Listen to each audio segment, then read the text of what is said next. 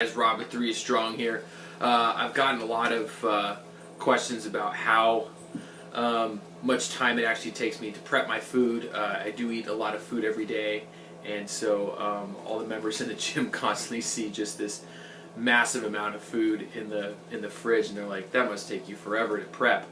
And it does take me a good amount of time, but you know what? It doesn't have to take you that much time. I'm just going to show you how I kind of get everything going. I have a pretty good routine down. My diet's fairly simple, but granted, you can make it as complex or simple as you want in terms of the variety of foods and things like that. But for my prep, it really only takes me as long as it takes to bake my chicken. So any one of the meats, I don't have a grill outside, so everything goes into the oven, whether it's steak or pork or chicken. Really, that is how much time it takes me to prep everything. So the great thing about that is once I get the meat in the oven, you know, I set it for whatever the temperature is going to be, and that meat's going to be in the oven for 35 to 45 minutes, depending on how many pounds I have in there. But 35 to 45 minutes of time to do a bunch of other stuff, because you put it in there and there's no work that needs to be done after that until it's finished.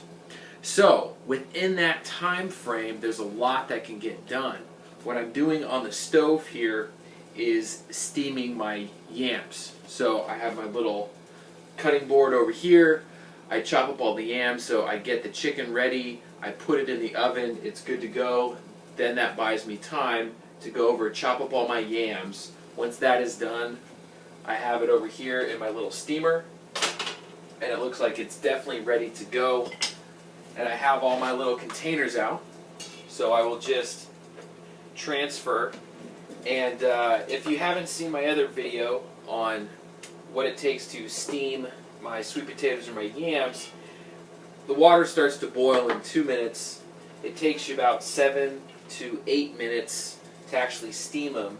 So in less than 10 minutes, you can have, I mean, this is probably about 3 or 4 cups right here of yams. That'll definitely be more than, you know, a few meals right there. And then so I'll just transfer my cooked yams into the container, and then I just shift. I get a big pot going right here,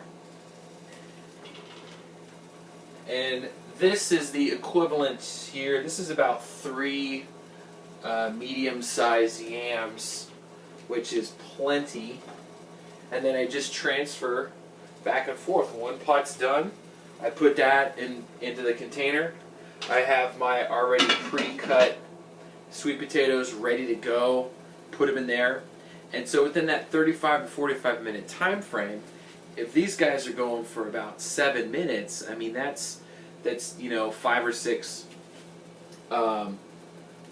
pots that I can have going. And then for anything that's not going to be steamed, such as, you know, just kind of my raw cut vegetables, either in the way of carrots, celery, cucumbers, anything you'd really put on a salad.